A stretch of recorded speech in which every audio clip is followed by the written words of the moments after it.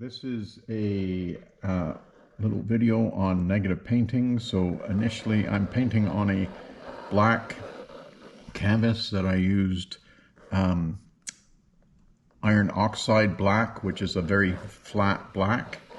So I'm just sketching in this white pine fairly loosely. I was using white chalk just to sketch out the tree. The nice thing about chalk is it really doesn't interfere with the paint. If the chalk's pretty heavy, sometimes you have to put a little more paint to get through it, but generally you can just paint as if it's not there. I'm going to be using the number 2 rigger and the 3/8 inch flat. This flat is a little different than most. It's long hair, and I like the long haired ones because I can paint longer. I'm going to start off by mixing a dark green using the phthalo blue and burnt sienna, and it's going to look pretty black to you, but we're going to throw in some of the white in there, and you can see what a lovely green that makes. And so if we push more burnt sienna into it, we can see that the green gets a little more desaturated, but I think I like that high saturation. So I'm going to use a knife to take off some of the excess paint from that. I don't like mixing with knives. I find that they don't do as smooth a job as quickly as a brush does. So we're just going to mostly catch the light areas of this tree, and so we're going to just add some little details in the stroke. I'm going to take some of that paint off so we can get some crisper marks.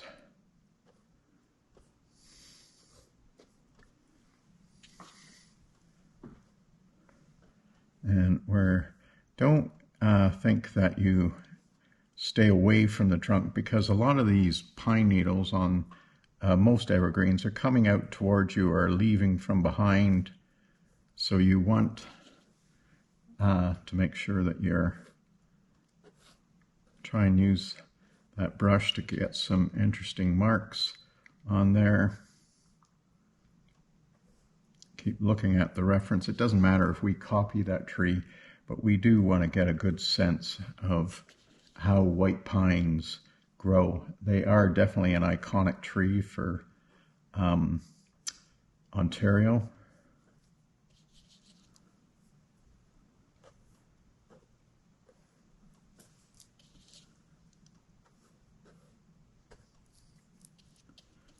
And I think I did say that this video is about negative painting, but we are not negative painting at the moment. We are just building the positive shape of that tree, and we'll resort to negative painting shortly.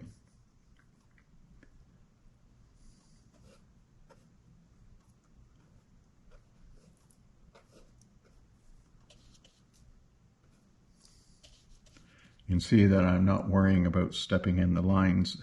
The lines really were just to give me an idea of where these branches, the major parts of these branches were.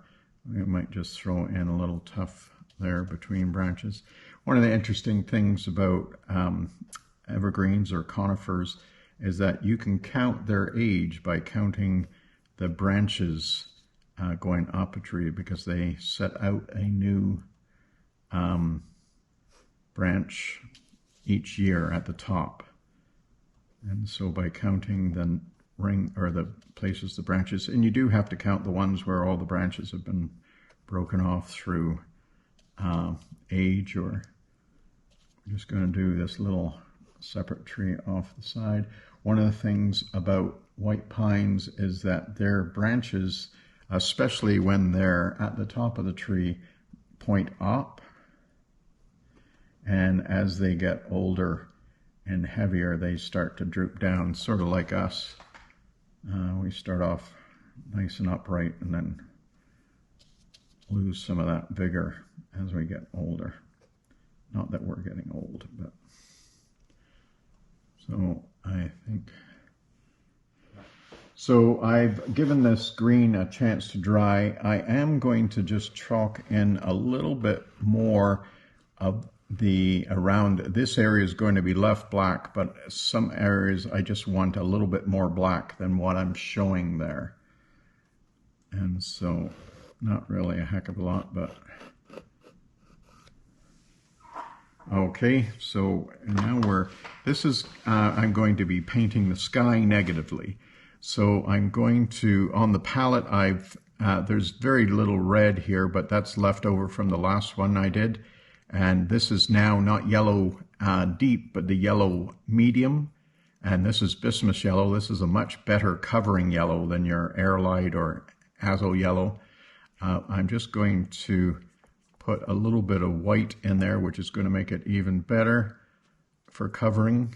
Yellows typically are very weak. So we've just got, I think, I like that color, but I don't think there's enough of it there for our needs. So I'm just going to mix up a bit more. So I'm going to start at the bottom. So we're just going to start cutting in around that tree. So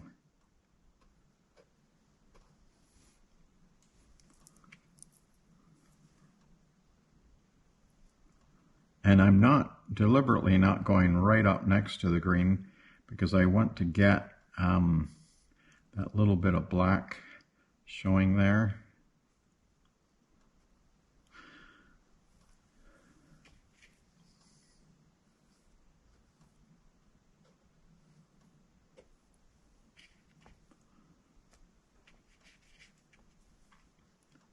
When I dipped in the water there, I stayed, because I'm using this light orange, I went into water that already had that orangey color. That's not, that's merely just to try and keep the paint fairly clean. So we're just going to put a little bit in there.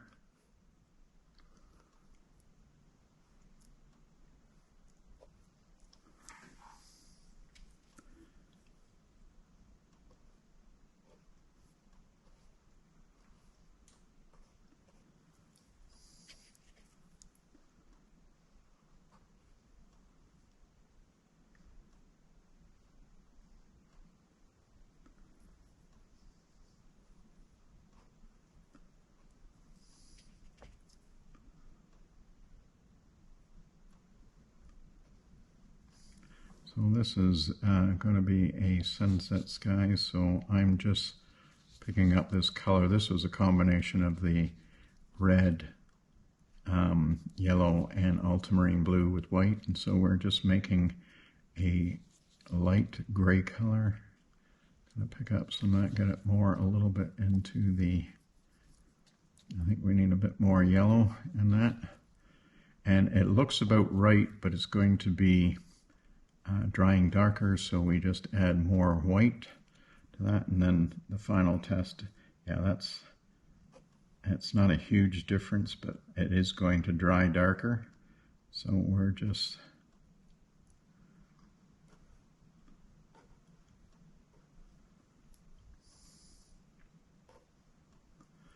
going to drop and roll that. There's a little bit of green in that brush, but I don't think it's going to be enough to worry about us. So I was just taking, there's a little too much paint on that brush to really cut in nice and neat. So I'm just going to give a little bit of dab down there.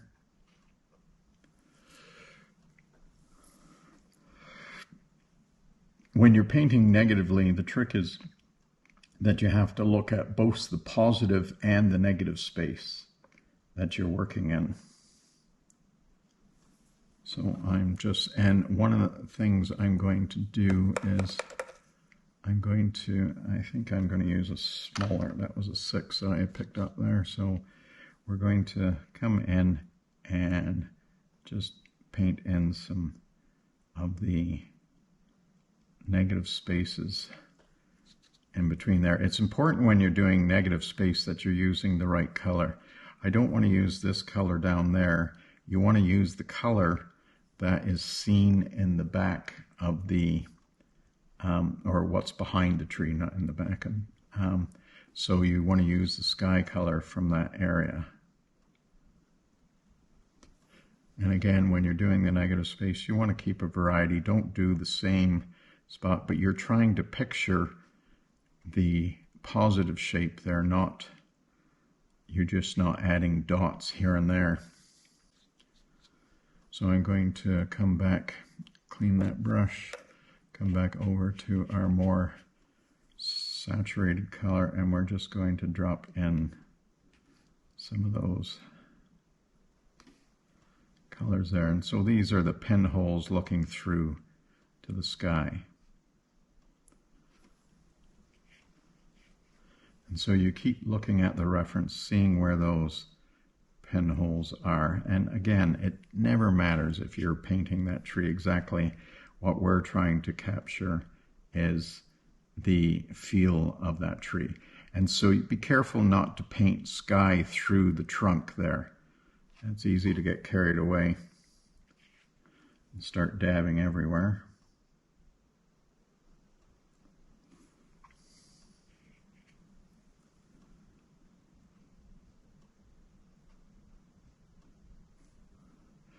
And one of the nice things about negative painting, if you've done a brush stroke that maybe wasn't the most brilliant, it gives you a second chance to shape that tree, second, third, maybe even fifth. So we're just coming back to our gray-green color here. We're going to continue up the canvas.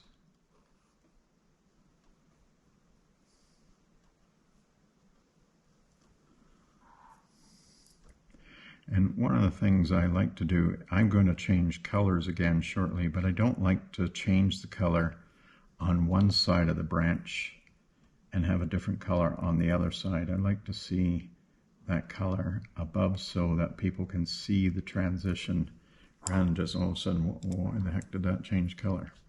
So I think we're going to go grayer still. So I'm just going to pull in some of this gray. This is a little bit darker and grayer. So it's not quite fully mixed.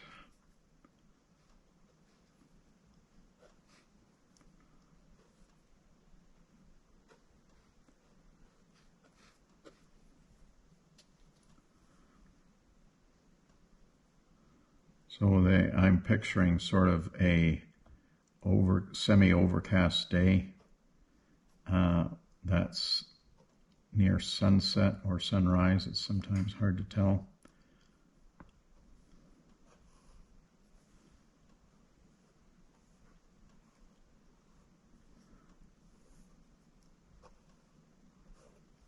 But I'm not coming in, I'm not coloring. That's what you want to avoid, is you don't want to come in and color these spaces.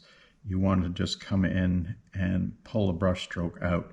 You will find it's better if you're going into a corner. Don't go into a corner, come out of a corner, so that you come in with your brush loaded, you come in and you pull out.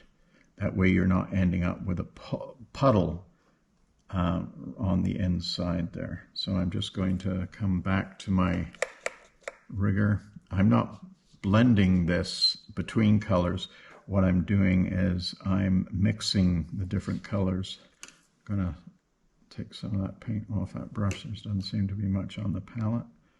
And so when I'm coming in, these are the fine branches below. And so I want to make sure that I'm creating interesting shapes, that I'm not getting repetitive with those shapes. Repetition is something that, I don't know why, but we're incredibly good at repetition. And so as a painter, you want to try to avoid that.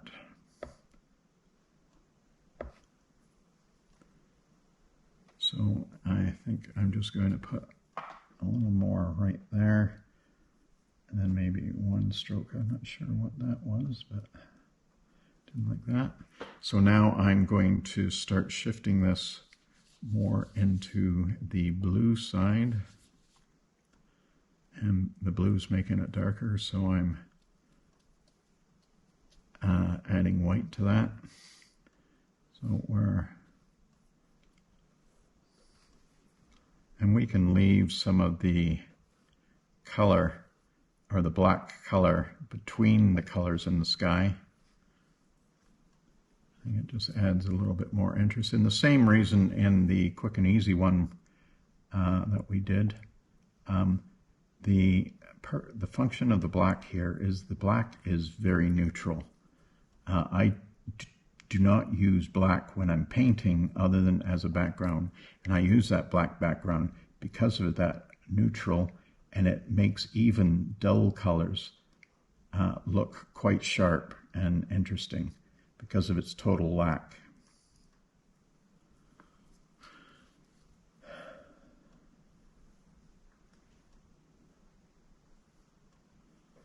In high school, I always stood next to the ugly guys just so I looked that much better. Makes me wonder if my friends from high school ever see this, what they're going to think. They'll say, well, that's what we were doing.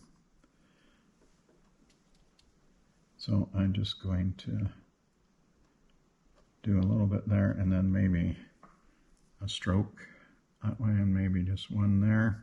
So now I think I'm going to clean that brush.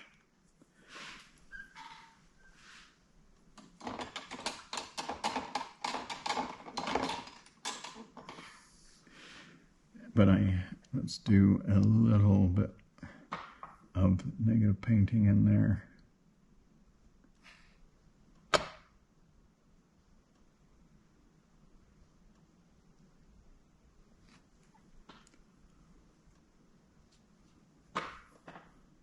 So you're looking at the reference where to get ideas. Like again, we're not concerned if it matches.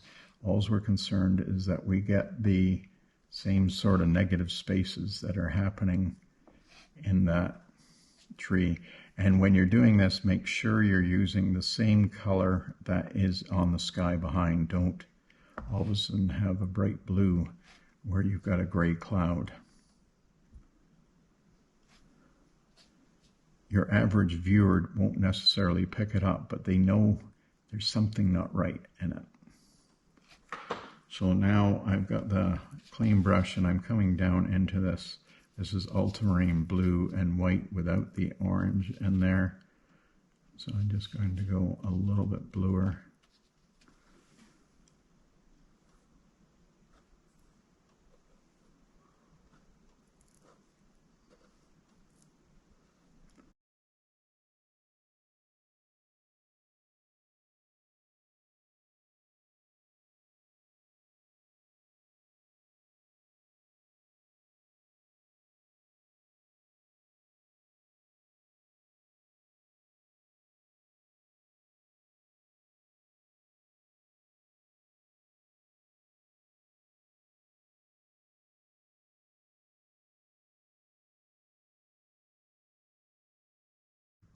There's a possibility that you put the wrong color somewhere. Don't try and fix it at that time. Just wait for it to dry. And then you can come back and either, like, I mean, if it's a major mistake, you can paint the black over. But if it's just a small mistake, you can generally just put one color or another over top of it to fix that. So I'm just going to come in with a small brush again and clean that up.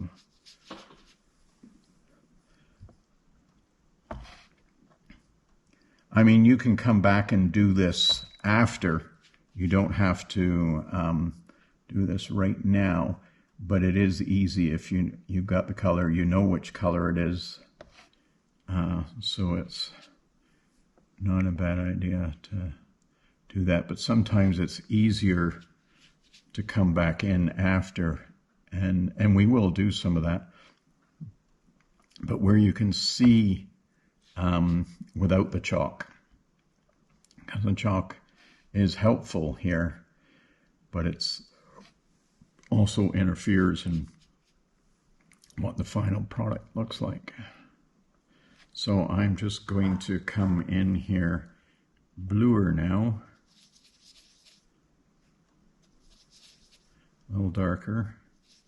And I think I'm just going to touch a little bit of that phthalo blue. Just the phthalo blue is quite a saturated blue, so that just saturates that up a little bit, just so that, yeah, that's a nice punchy blue. I mean, it's certainly, we can take that higher up or higher saturation, but I think that, and so we've got this fairly nice graduated sky coming up. I like these flat brushes because you can use the corner of the brush to get into small spaces, and you can get, I think, quite a nice variety of marks from that. I chose I often do this with a rigger, but there are larger spaces in this particular painting that I wanted to be able to use that broad stroke to fill it in fairly quickly.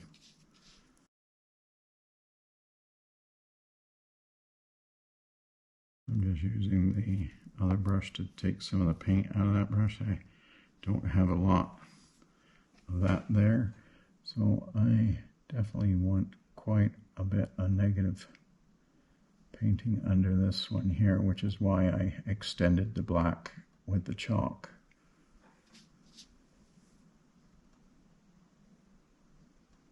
Again, making sure we're not being too repetitive with the strokes. So I've given that a few minutes to dry there, and so now I'm just going to lightly come in. You want to be careful here to make sure that it's all dry. I'm pretty sure it is. So now we can see the full effect of the black. I'm using a blue paper towel here because the regular white paper towels can have a tendency to ball, and it's not that it's a problem, other than that you have to then take those balls off. So now we can really see what we've got, and so we'll come in and tweak it here and there. So actually, I think what I'm going to do first, before we do any more negative painting, I'm going to come in and palette is a little dry there, so I'm just putting in a little bit of that black oxide. That's that Amsterdam.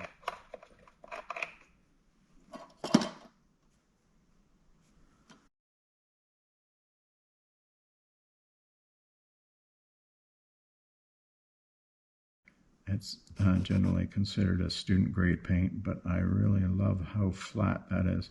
So I'm just putting in a few fine branches in the black oxide, which is what was used on the background. And so I'm just using a number 2 rigger. It's a very fine rigger, and I'm using the paint very thinly.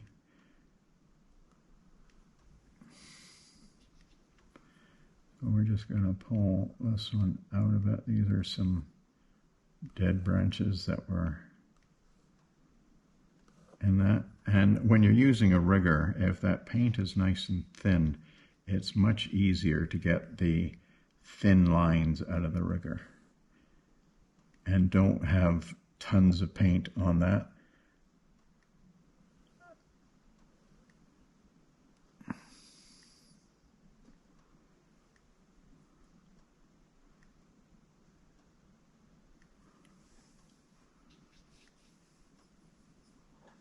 And so you can put in some lines that maybe help these branches make a little more sense.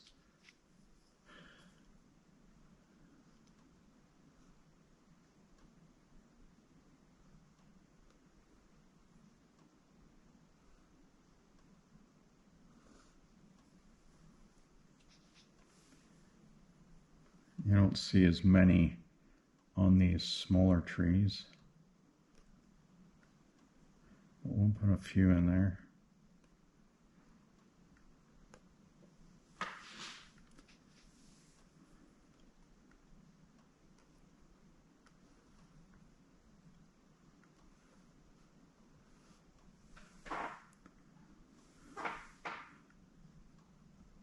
And you want to be careful you don't overdo it. It's not like ice cream where a little's good and more is better. Sometimes it's, in painting, it's a little less is better.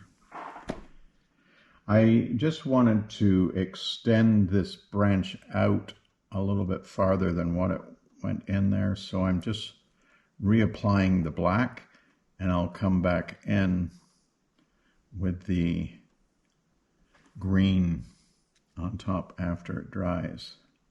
So we making sure it's nice and opaque.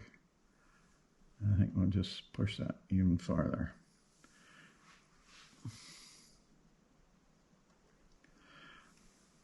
Okay, so now I'm going to look at, while we're waiting for that to dry, look at putting some lighter green on top. So we'll just try putting some of that yellow into that green. I don't like where that's going, so we'll just add some burnt sienna, which will desaturate it down.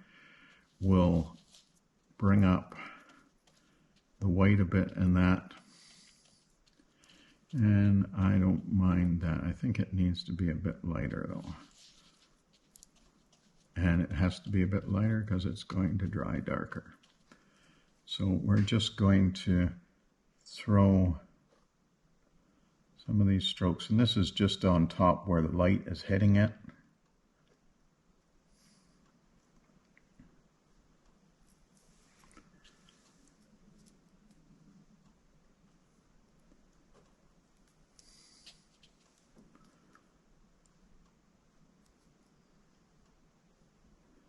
Trying to stay away from the edges a bit because I don't want to have to lose that black, but I will show you that you can put the black back in if you want to. It's better not to have to do that because it looks a little different, but as long as you're not having to totally redo it, you should be fine.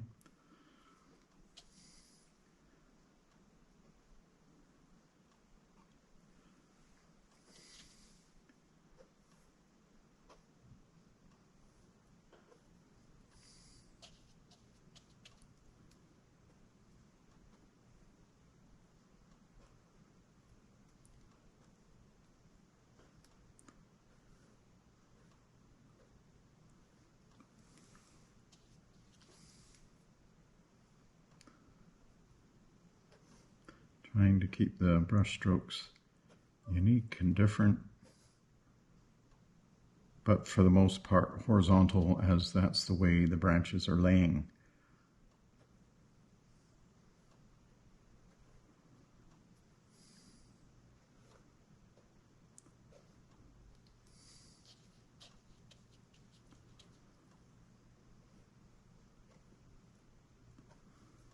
It's looking a little bit bitty up here, so we'll just attach some of those greens.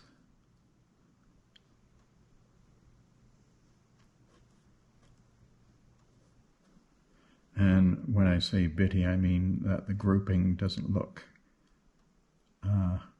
like it's grouped together. It's just sort of looking a little too individual dots, and that sort of breaks down the image a bit.